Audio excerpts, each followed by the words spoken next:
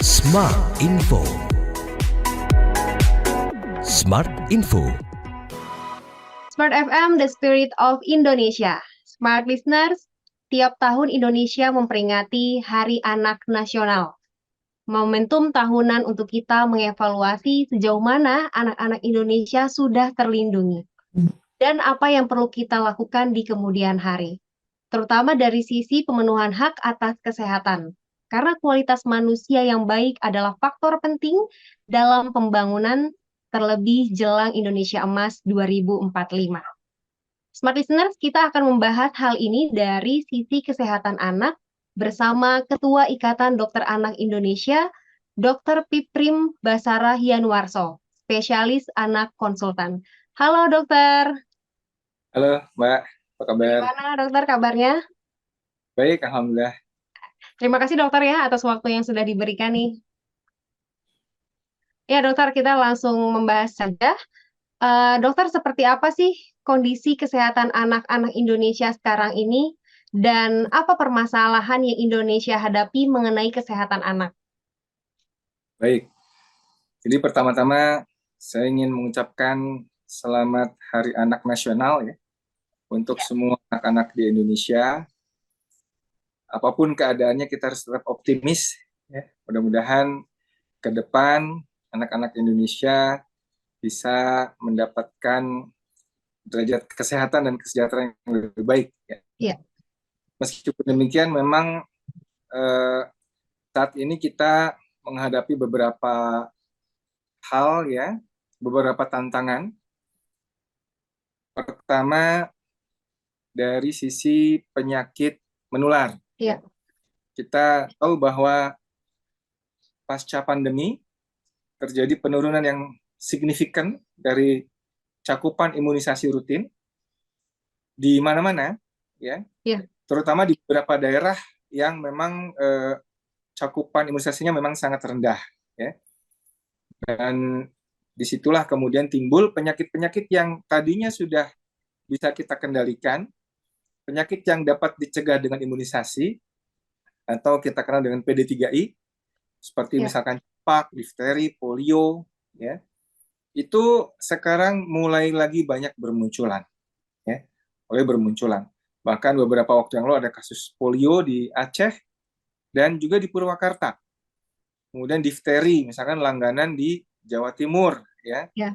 Ini kasus-kasus yang vaksinnya sudah ada, gratis diberikan di puskesmas, tapi tidak digunakan secara optimal oleh masyarakat karena satu dan lain hal. Ya, di antaranya ada isu-isu vaksin begini begitu, ya.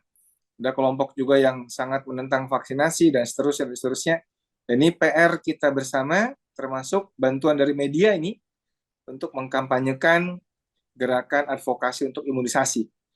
Karena ketika kita berperang menurunkan angka kematian bayi, balita, dan anak ya, itu salah satunya adalah menurunkan kematian akibat penyakit-penyakit yang dapat dicegah dengan imunisasi.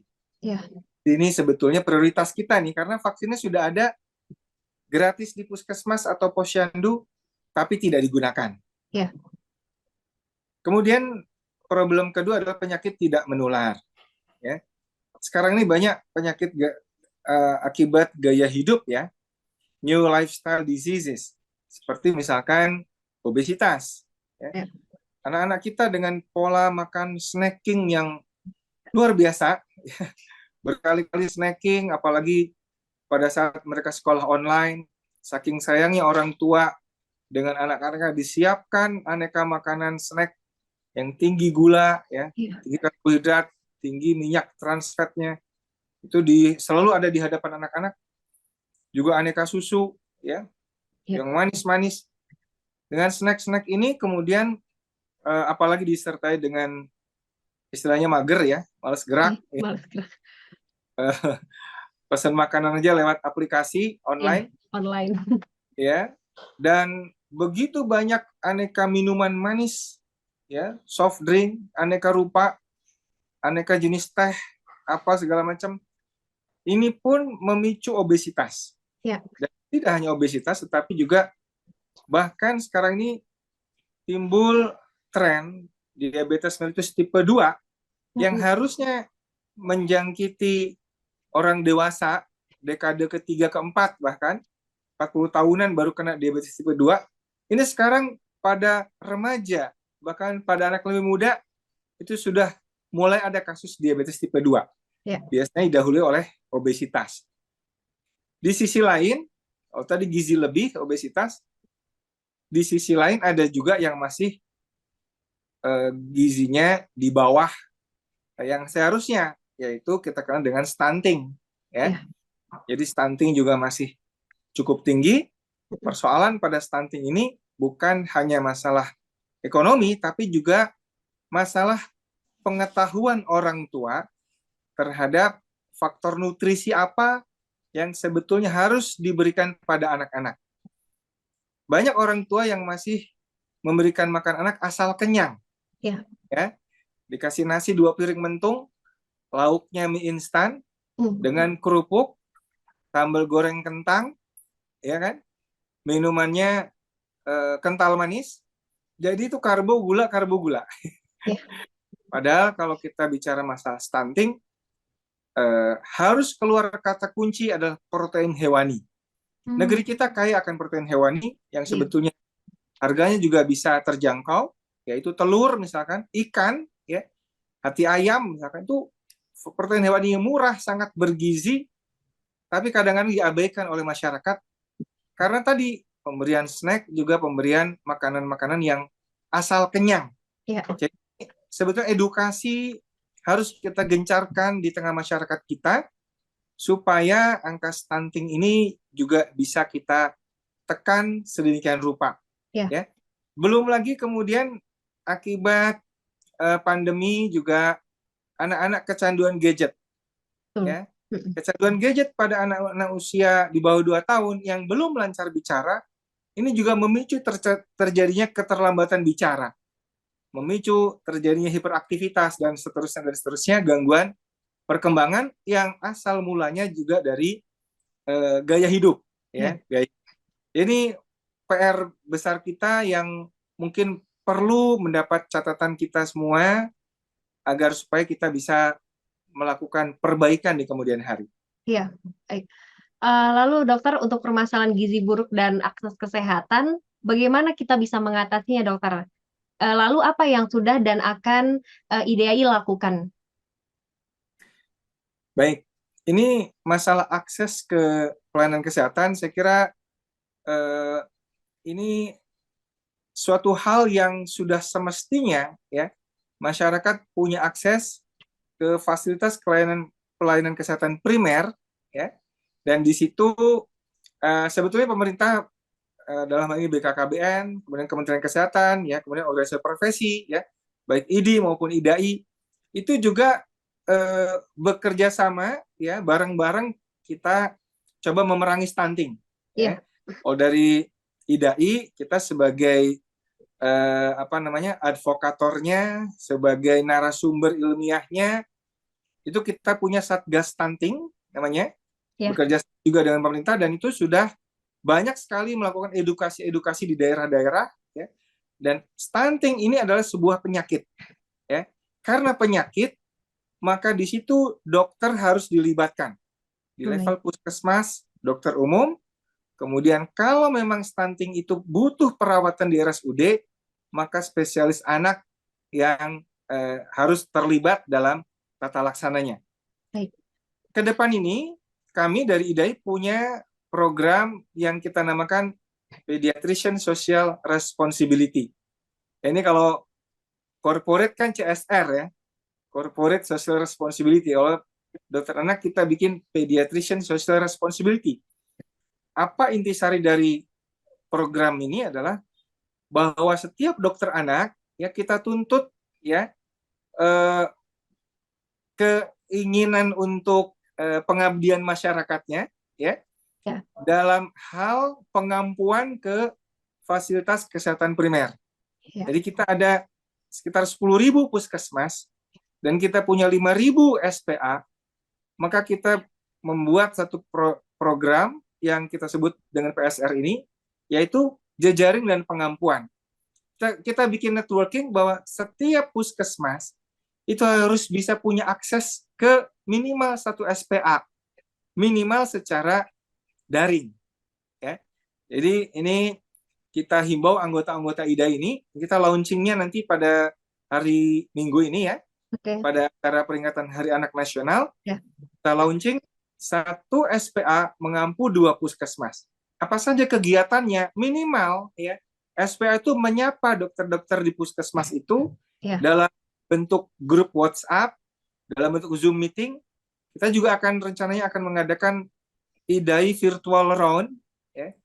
Jadi ronde virtual, ronde itu kita mengunjungi ya bangsal gitu, tapi dalam hal virtual, membahas kasus-kasus. Ya, kita punya ada 30 cabang IDAI di seluruh Indonesia.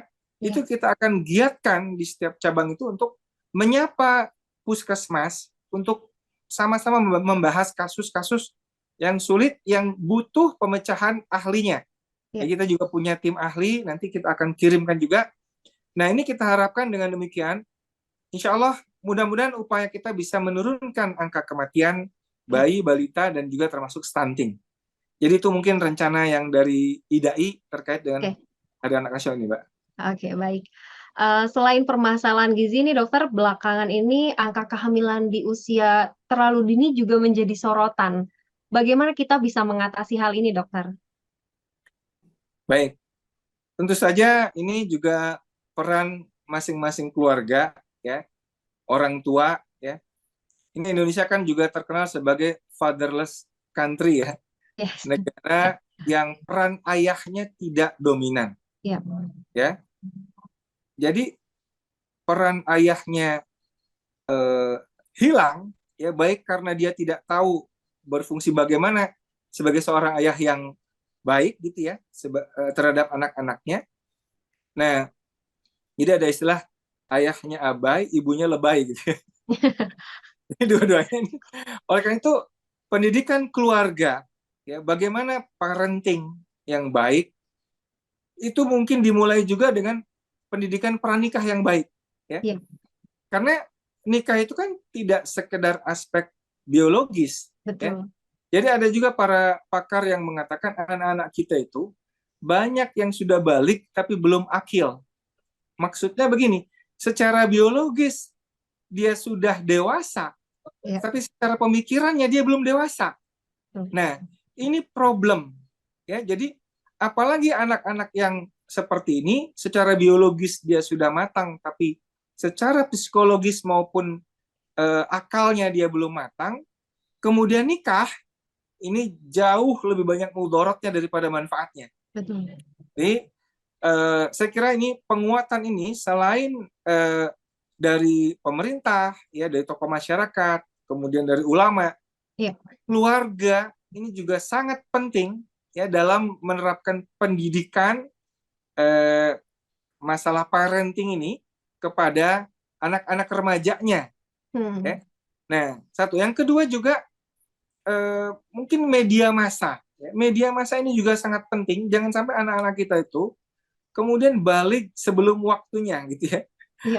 Dia sudah puber secara biologis, tetapi akalnya dia tidak matang untuk itu. Nah, ini kemudian pernikahan dini menjadi banyak problem.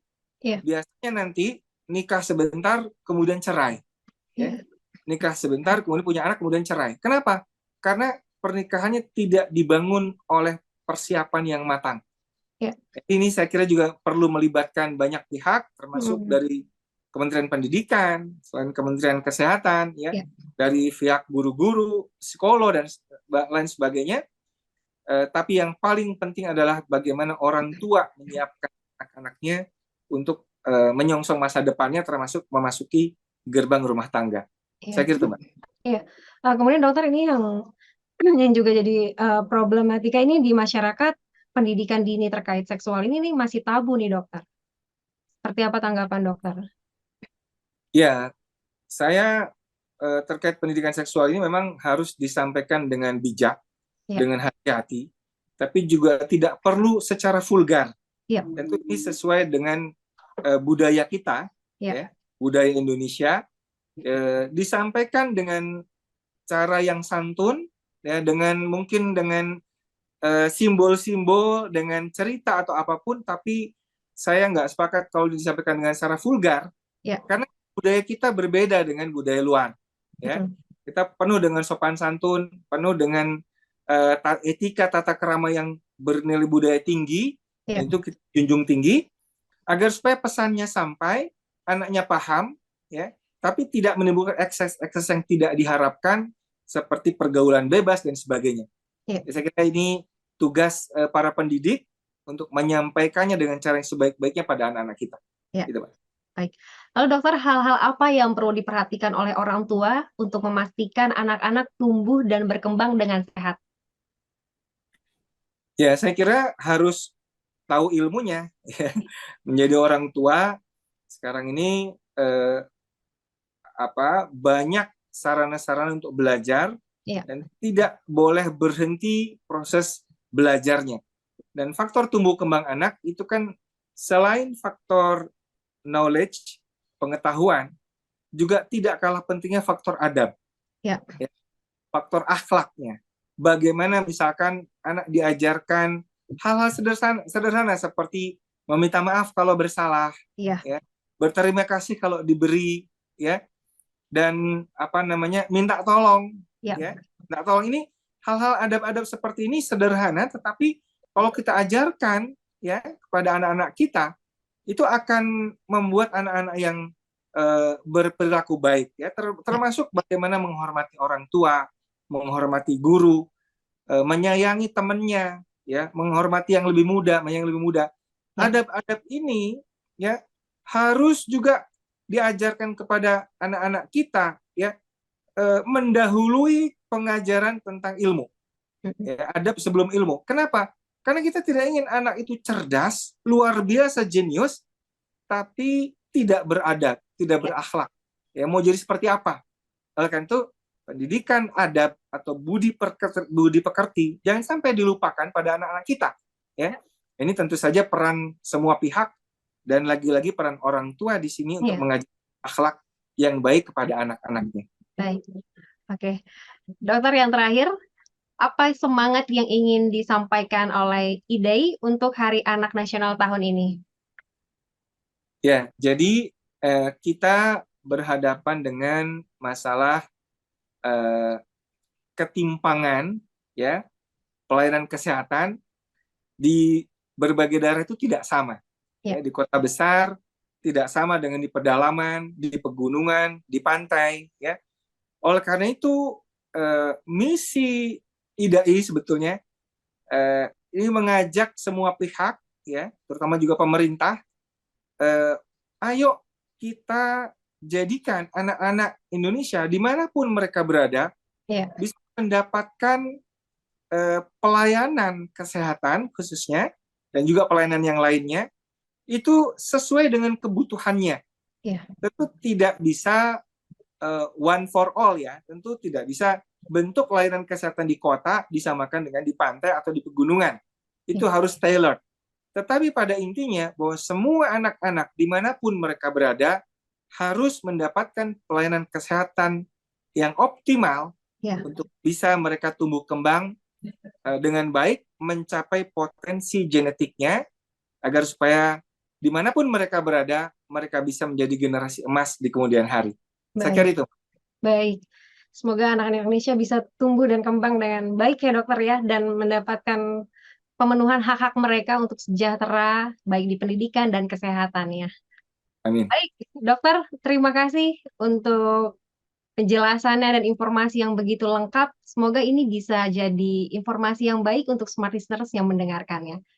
Ya, smart listeners, itu tadi perbincangan saya dengan Ketua Ikatan Dokter Anak Indonesia, Dr. Piprim Basara Yanuarso, spesialis anak konsultan. We take the time to listen to you. 95.9 Smart FM Jakarta.